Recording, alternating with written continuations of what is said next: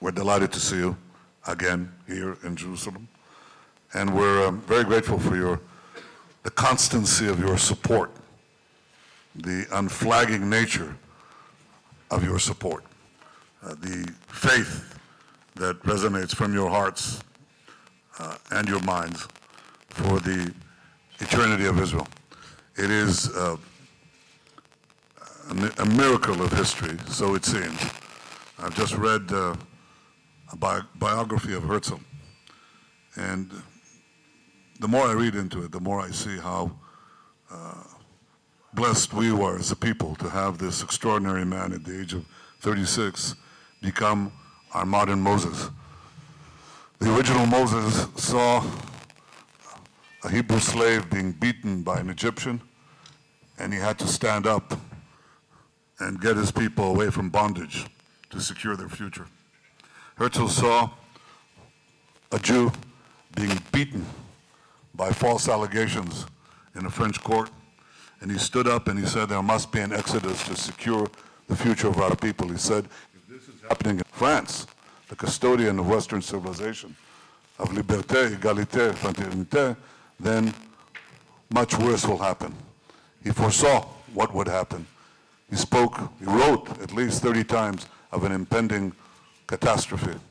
And he said that the Jews have to form their own sovereignty in their own land in order to be able to secure their place among the nations. In this he was quoting,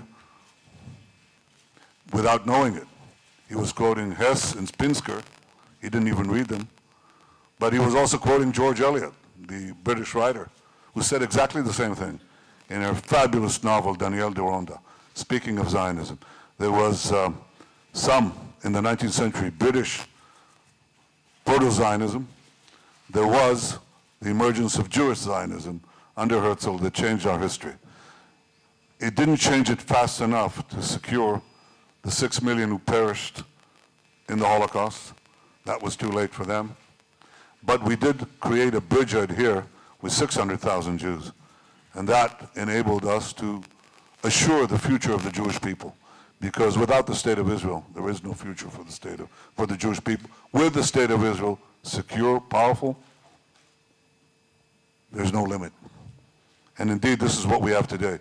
But we had to go in my father's generation and my grandfather's generation. My grandfather, who was a great supporter of Herzl, but broke with him over Uganda, who attended the 8th Zionist Congress in The Hague. It used to be a good city. The Hague, in 1908. They understood that the first thing they have to do to prevent a catastrophe from the Jewish people is to get the dry bones to reassemble themselves and create an independent state. You speak Hebrew, my friends, you do. How do you say bones in Hebrew? Atzamot. Me'atzamot le'atzmaut. That was the first unbelievable task, to collect the dry bones of our people and create an independent state for them. That was hard.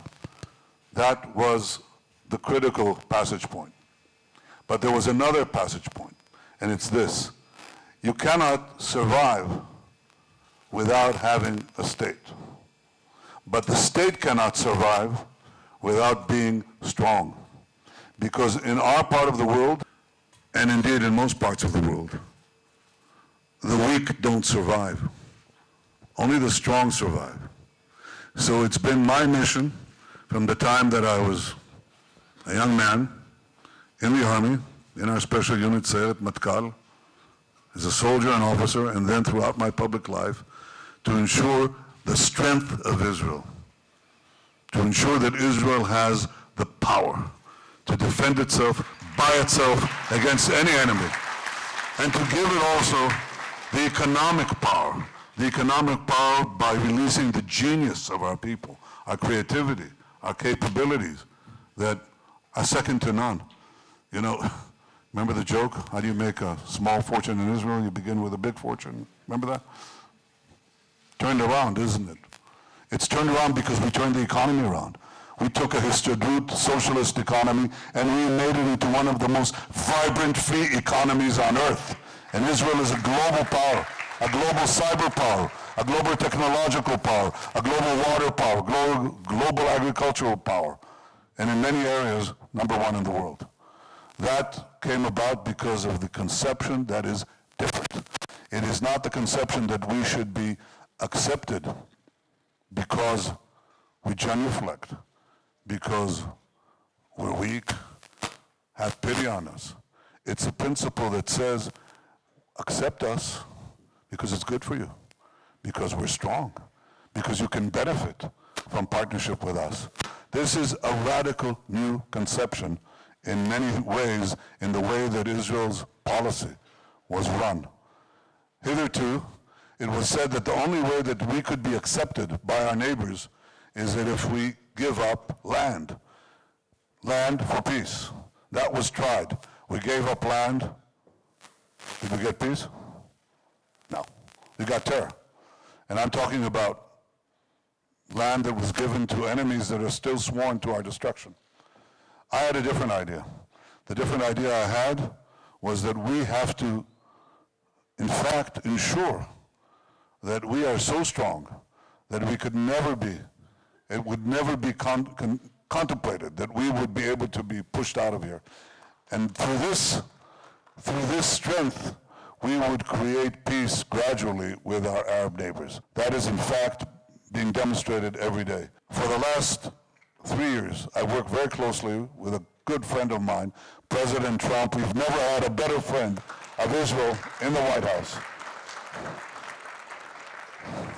I worked with President Trump and his team to fashion a different plan for peace in the Middle East. And this is a different one altogether.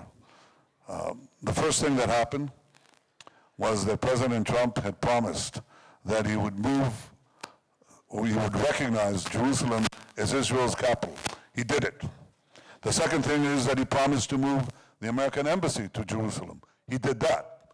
The third thing is that he promised to recognize our sovereignty in the Golan Heights. He did that too. You could applaud that. I mean, I think these are great things. Okay.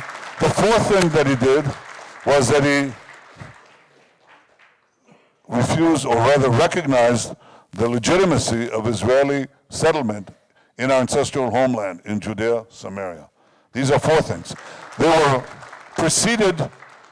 preceded by a fifth thing, which is no less important. He withdrew from the dangerous Iran nuclear deal that is critical for our security. So you see, step by step by step by step, until a few weeks ago, I stood as an Israeli prime minister in Washington next to the President of the United States, who said that the United States will recognize Israel's sovereignty over the Jordan Valley, the northern Dead Sea, and all the communities, the Jewish communities, large and small, in Judea and Samaria. This is a breakthrough.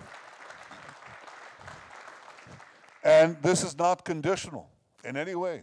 It's not conditional on Palestinian acceptance of the Trump plan. Whether they accept it or not, it's going to happen.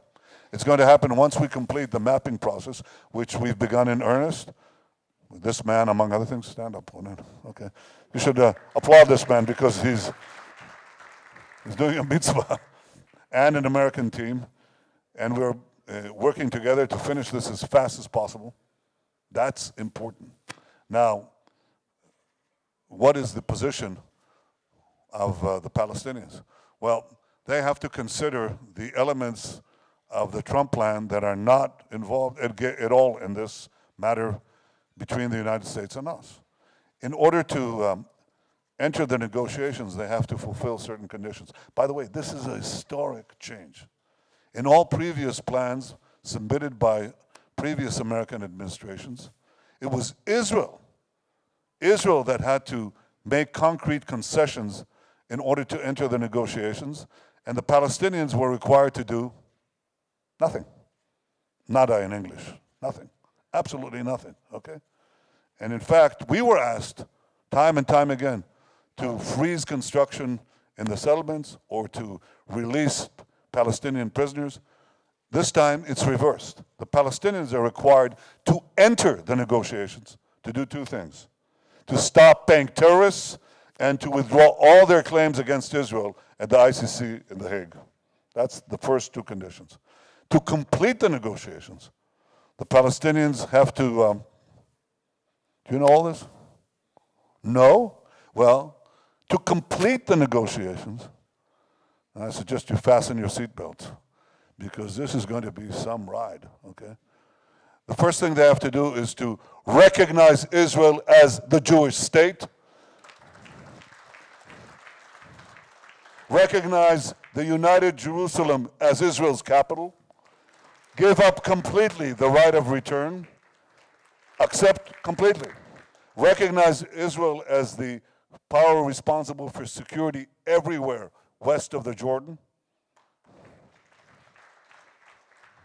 recognize our sovereignty in the places that I mentioned, and also adopt a constitution, a democratic constitution that assures democratic rights, free speech, free elections, freedom of religion, and a few other things. This is a short list. It's longer, actually. The interesting thing is, oh, by the way, they also have to disarm Hamas and demilitarize Gaza.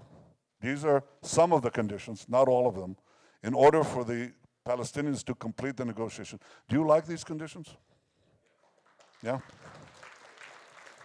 Now, who's to say that they fulfill these conditions? Two powers, the United States and Israel.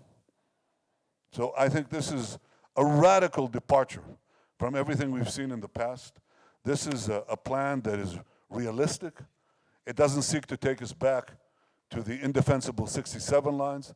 It doesn't seek to take us back to the impossible 47 lines. It doesn't seek to take us back, as the Palestinians seek, to the pre-1917 lines. That is, they want to nullify the Balfour Declarations.